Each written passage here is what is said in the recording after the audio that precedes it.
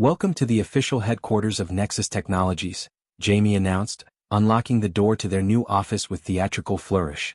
September sunlight streamed through the windows, marking almost 3 months since their garage days began.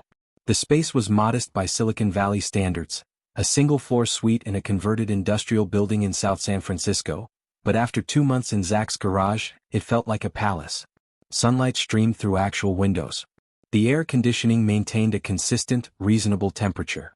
Most importantly, the Wi-Fi worked without requiring Nate to perform daily technical miracles. "I still think we should have gone for the one with the rooftop garden," Noah remarked, wheeling in a cart loaded with equipment. The rooftop garden increased the lease cost by 42% while providing zero operational benefits, Devin countered, clipboard in hand as he supervised the movers bringing in their new furniture. "This location optimizes our runway while maintaining professional appearance for potential clients and additional investors." Securing Barnes seed funding had transformed their fledgling company from desperate gamble to legitimate startup. They now had runway, resources, and responsibilities that extended beyond themselves. The garage days, chaotic, intimate, exhausting, had given way to something more structured but also more demanding. "First order of business," Jamie said, unfolding a floor plan on what would become their central conference table, workspace allocation. The innocent-sounding task quickly revealed the new dynamics they were navigating. In the garage, they'd been practically on top of each other by necessity. Here, physical separation introduced unexpected complexities. "Development needs the quiet corner," Nate pointed out, indicating the section furthest from the main entrance. "Design requires natural light," Noah countered, gesturing toward the windows. "Shouldn't we keep business operations central for accessibility?"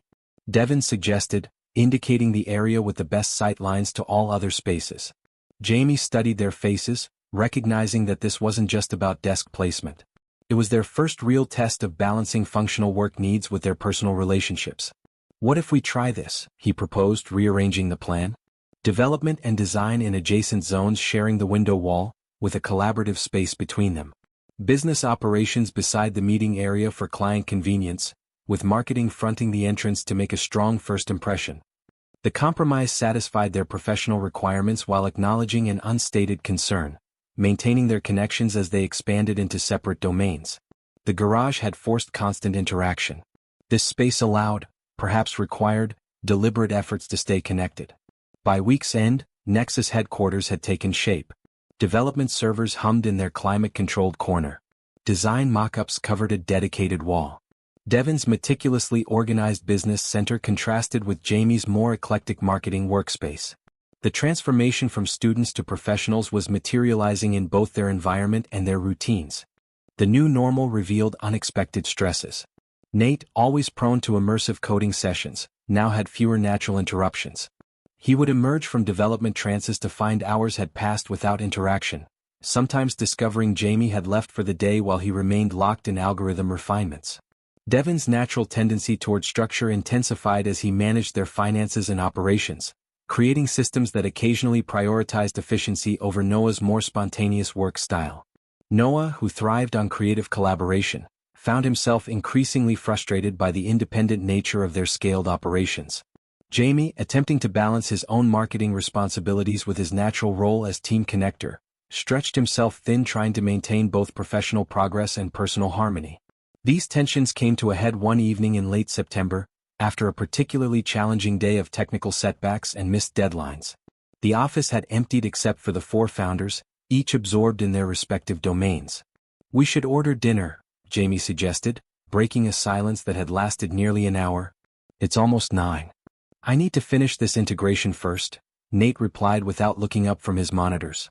"Order whatever, I'll eat later." "You said that yesterday," Jamie pointed out, and ended up forgetting to eat entirely. "I had a protein bar," Nate defended absently, fingers still typing. "That doesn't count as dinner and you know it."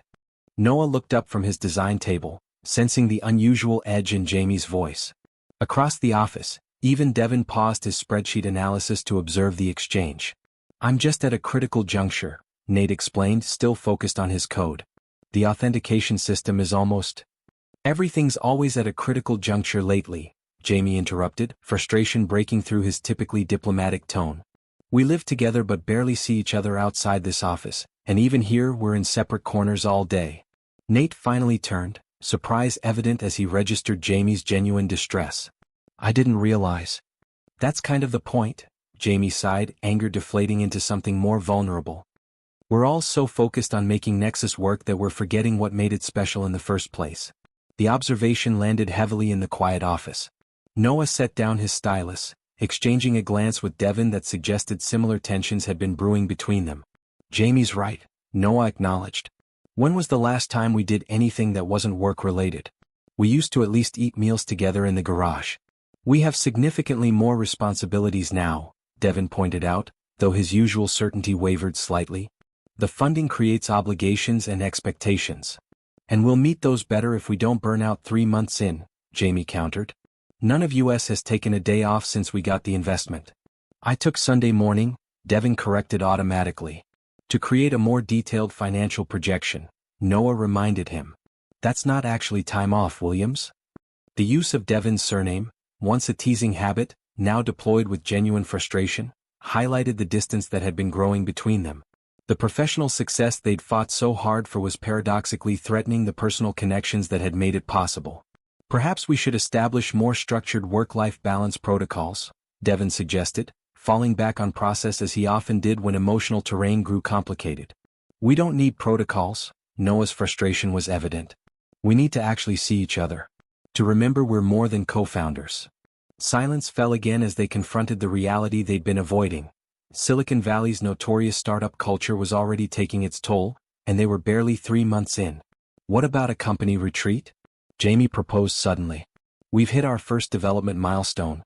Barnes mentioned performance-based funding incentives, which we're on track for. We could take a long weekend somewhere outside the city. Regroup and reconnect. A retreat does have demonstrated benefits for team cohesion, Devin considered, analytical even in this emotional moment. And our current trajectory could accommodate a brief pause without significant schedule impact. Is that Williams speak for, I miss spending time with you all and think this is a good idea? Noah asked, a hint of his usual playfulness returning. Essentially yes, Devin admitted with the ghost of a smile. They settled on a cabin near Lake Tahoe, remote enough to feel like a genuine escape, but equipped with emergency internet access in case of development crises. The drive up Friday afternoon marked their first extended time together in weeks, the forced proximity of the car breaking down some of the walls that had formed in their more compartmentalized office life. Remember the Half Moon Bay trip? Noah reminisced as they wound through mountain roads, autumn colors flaring against the landscape. When Devin's perfect car betrayed him and we ended up at that bed and breakfast? A manufacturing defect is hardly a betrayal, Devin objected from the driver's seat of their new company SUV, though his tone carried more warmth than defense. It was a pivotal moment, Jamie agreed, glancing at Nate beside him in the back seat. For all of us.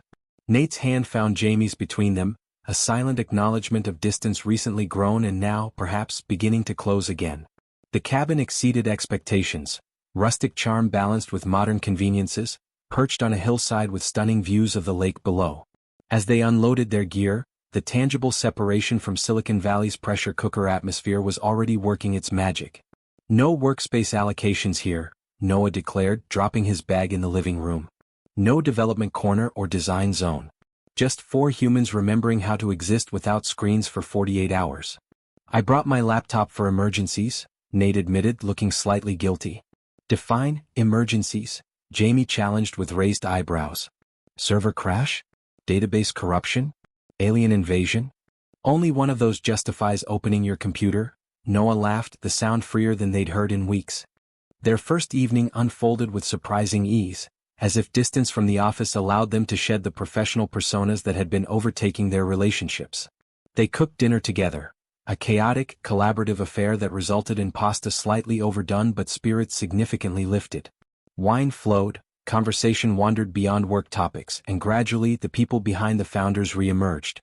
Saturday morning, Devin surprised them with a detailed plan, not for work but for exploration.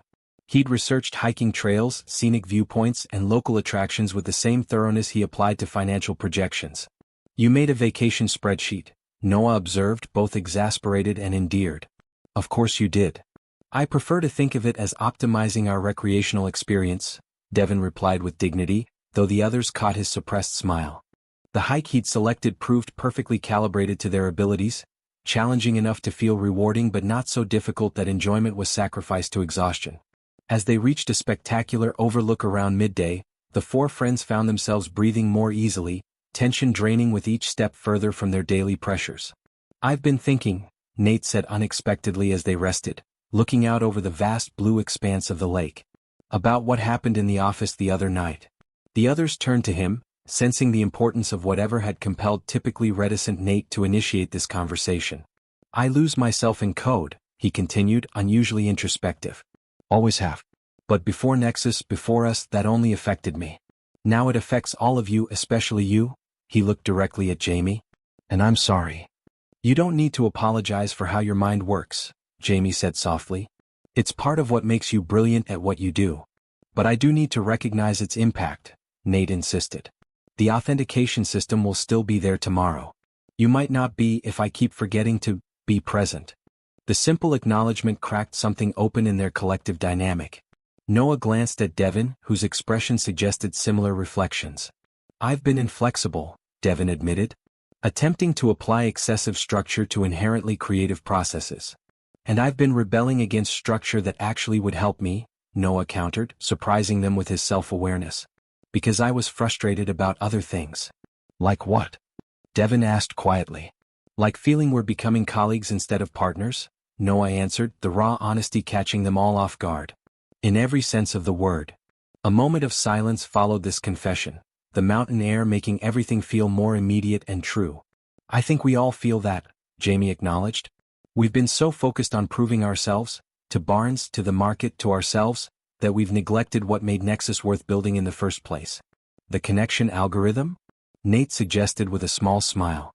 "The connections between us," Jamie corrected, squeezing his hand. "The whole reason we decided to stay together instead of taking those job offers after graduation." They remained at the overlook longer than Devin's detailed schedule had allocated, something healing in the combination of breathtaking views and heart-level honesty. By the time they descended, something fundamental had shifted in their dynamic. Not a return to what they'd been before, but perhaps an evolution into something more sustainable. That evening, the conversation turned inevitably toward the future. Not quarterly projections or development roadmaps, but genuine visions of what they were building, both professionally and personally. "What do we actually want Nexus to become?" Noah asked, sprawled comfortably against Devin on the cabin's couch. "Beyond the business plan and investor pitch. The real dream. Technology that reveals human potential through unexpected connections," Nate offered immediately, suggesting he'd been thinking about this question for some time. "A company that reflects our values," Jamie added. "Not just what we build but how we build it." "Sustainable success," Devin contributed. "Not a quick exit or acquisition, but something with lasting impact and stability." The conversation extended late into the night, candlelight reminiscent of their hackathon blackout as they articulated a shared vision that transcended their individual domains. Technical architecture, user experience, market approach, and business structure all aligned around a central purpose that had been present from the beginning but sometimes obscured by daily pressures. The relationships that had been strained by professional demands found renewal in private moments. Conversations continued in more intimate settings, reassurances offered, future promises made with newfound awareness of what they needed to protect. Later that night, after the others had retired to their rooms, Jamie found Nate on the cabin's deck, gazing at stars rarely visible through San Francisco's light pollution. "I was thinking about parallel processing," Nate had said when Jamie asked what was on his mind. "Even here your mind's on code?" Jamie had laughed softly. "Not exactly. I was thinking about how I used to believe efficiency meant focusing on one thing at full capacity, coding for 15 hours straight. But with Nexus, with us, I'm learning to process multiple streams simultaneously. It's harder but better." The vulnerability in that simple admission had caught Jamie off guard. They'd spent the rest of the evening in comfortable silence, shoulders touching, the vastness of the night sky somehow making their connection feel both smaller and more significant.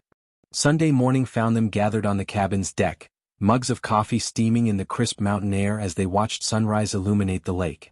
No one mentioned the fact that none of them had checked email or opened a laptop since their arrival, the emergency scenarios that had justified bringing equipment suddenly seeming less urgent than the connection they'd rediscovered.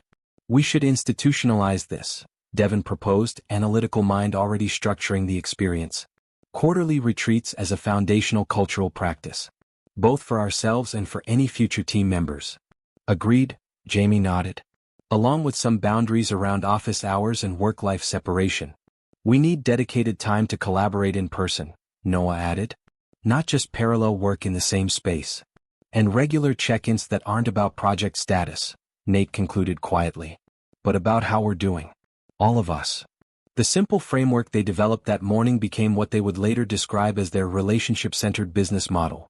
An approach that recognized the human connections at Nexus's core as their most valuable asset, worth protecting as fiercely as their intellectual property. As they packed the SUV for their return journey, the mountains had worked a subtle transformation. They weren't leaving behind the challenges of their Silicon Valley existence. Development deadlines still loomed, investor expectations remained high, and the startup statistics Devin occasionally quoted hadn't magically improved. What had changed was their approach to navigating those challenges. The boundaries between professional domains remained, but they were now bridges to be crossed rather than walls to separate. The pressure hadn't diminished, but their capacity to bear it together had strengthened. Ready to return to civilization? Jamie asked as they pulled away from the cabin, the weekend retreat already taking on a mythic quality in their shared experience. Define ready, Nate replied with a small smile, echoing their earlier exchange. Willing to face potential server meltdowns and investor inquiries with moderately reduced anxiety, Noah suggested. Equipped with improved interpersonal connection protocols, Devin added, his formal phrasing undercut by the warmth in his voice. The drive back to San Francisco carried none of the tension of their journey up. They were returning changed, not to the separate corners of their office, but to a shared vision of what Nexus could become. Not just a platform for revealing connections between others, but a testament to the unexpected connection that had brought four unlikely partners together. As the city skyline appeared on the horizon, Silicon Valley's promised land of innovation and occasional heartbreak, they faced it not as isolated founders but as a unit strengthened by the very real human connections their technology sought to reveal in others. Silicon Valley startup survival isn't just about runway and market fit, Jamie observed as they crossed the Bay Bridge. It's about not losing yourselves in the process. Or each other, Nate added quietly, the simplicity of his statement containing all they'd rediscovered in the mountains. Tomorrow would bring code deployments and investor updates, design challenges and marketing campaigns. But it would also bring four founders who had remembered that their strongest algorithm wasn't in their product. It was in the improbable connection that had transformed them from hackathon strangers into a family navigating the startup wilderness together.